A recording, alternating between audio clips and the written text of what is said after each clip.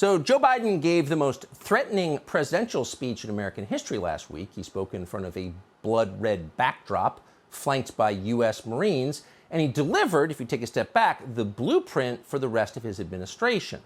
Criminalize dissent, effectively ban the opposition, and use the federal agencies to transform America into a one-party state. It's called authoritarianism. Here's what Biden said in a speech the White House advertised as non-political. Watch this. Donald Trump and the MAGA Republicans represent an extremism that threatens the very foundations of our republic. The Republican Party today is dominated, driven, and intimidated by Donald Trump and the MAGA Republicans. And that is a threat to this country. MAGA Republicans do not respect the Constitution. They do not believe in the rule of law. They do not recognize the will of the people. They refuse to accept the results of a free election. They promote authoritarian leaders, and they fan the flames of political violence that are a threat to our personal rights, to the pursuit of justice, to the rule of law, to the very soul of this country. It's enough to make your head spin. Donald Trump has been banned from speaking in public. He has been censored at the behest of the Democratic Party. He can no longer go on social media, our electronic town square. He's been totally erased. And yet, Joe Biden says, Trump and his supporters promote authoritarian leaders. And he says this at exactly the moment that he is sending billions of dollars to Ukraine and its authoritarian leaders every month. Authoritarian? Oh, that just scratches the surface. Over the past year and a half, the government of Ukraine has jailed its top political rival.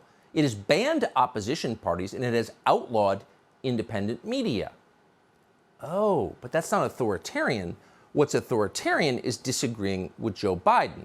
Do that, and Joe Biden will stand in front of the military he controls and declare that you were an enemy of the state. So watching the fanatical support of the White House for the actual authoritarians who run Ukraine, you can sort of see the template here.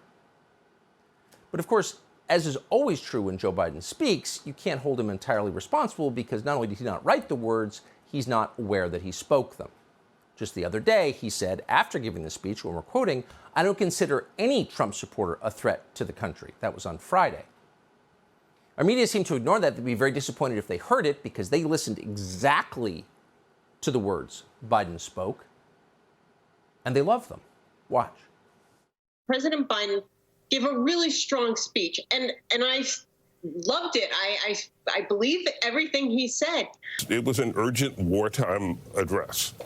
And something else that really stuck out to me is that he almost seemed to sort of be reclaiming patriotism. If you look up fascism in the dictionary, you're going to find all of those things. So I'm really not sure what the Republicans are all upset about other than the fact that it was named. Obviously, Republicans, I think, are the biggest threat to democracy. We don't separate right-wing extremists and Republican Party anymore.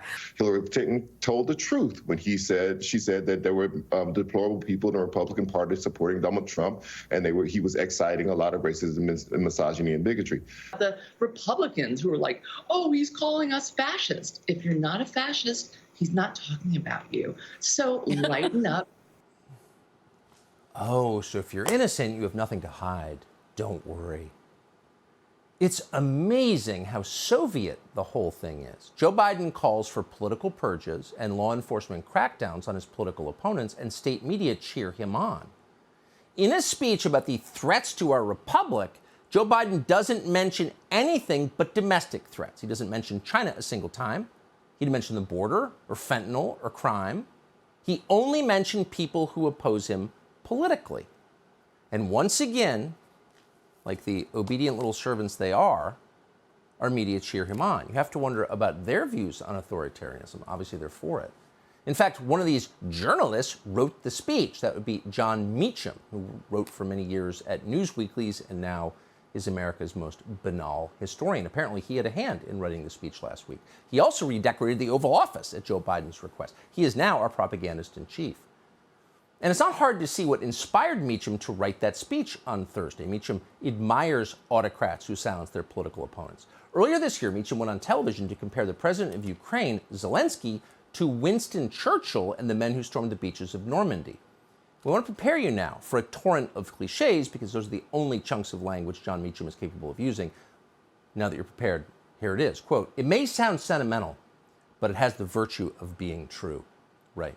So at the same time, Zelensky, this Winston Churchill figure, was criminalizing dissent in his country. He shut down 3 television stations. As his spokesman put it, those media have become one of the tools of war against Ukraine. So they are blocked in order to protect national security. Oh, so those TV stations are sort of like Donald Trump or Fox News. We need to silence them in order to preserve our democracy.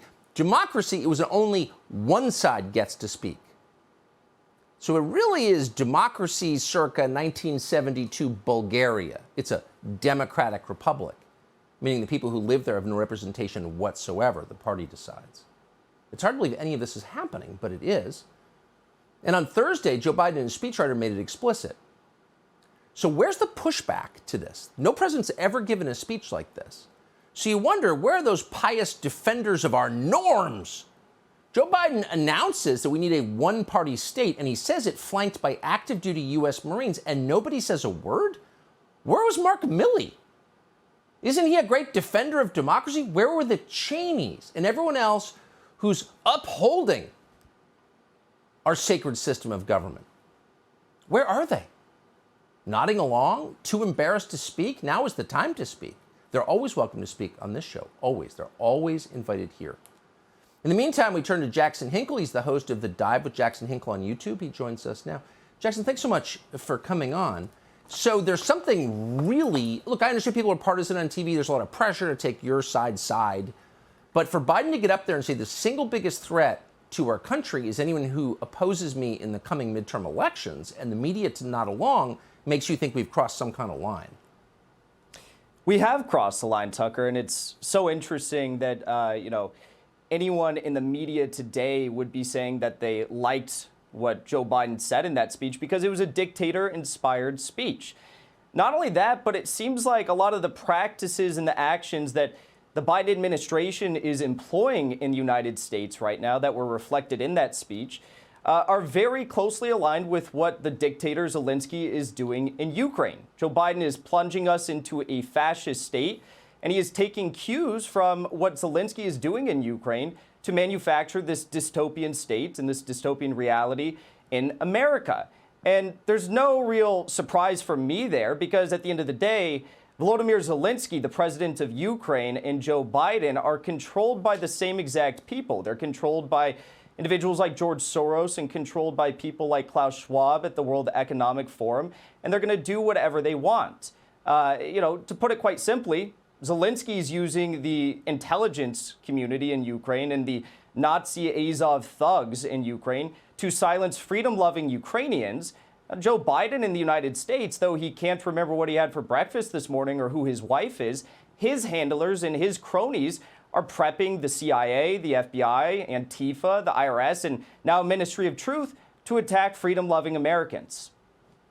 Maybe someone should have, in the opposition party, the one he's calling effectively illegal, should have paused before funding this insanity in Ukraine, which is tanking our economy and making a mockery of democracy, before signing off on it and just putting Ukrainian flag lapel pins on and nodding dutifully to Joe Biden.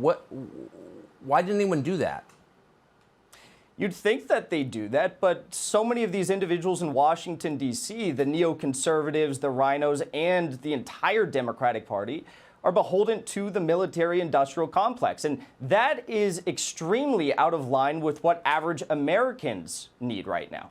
We don't have clean drinking water in Jackson, Mississippi, yet we're sending $7 billion over to Ukraine, a country that I'm sure most of these Congress people couldn't even point to on a map. It's insane. The White House this week, Tucker, I'm sure you saw, came out and said that anyone who doesn't hold an opinion reflected by the majority of the American public is extreme and therefore an extremist. Well, what does that make Joe Biden? Only 38% of Americans, if you believe the polls and what they tell us, if you believe they're that high, only 38% of Americans agree with Joe Biden. So by the White House's own definition, that makes him an extremist. Yeah, and so much for minority rights also. I mean, I thought you were allowed to disagree. This really is quite a moment we're living through. Jack Sinkle, thanks so much. Thank you. Subscribe to the Fox News YouTube channel to catch our nightly opens, stories that are changing the world and changing your life. From Tucker Carlson Tonight.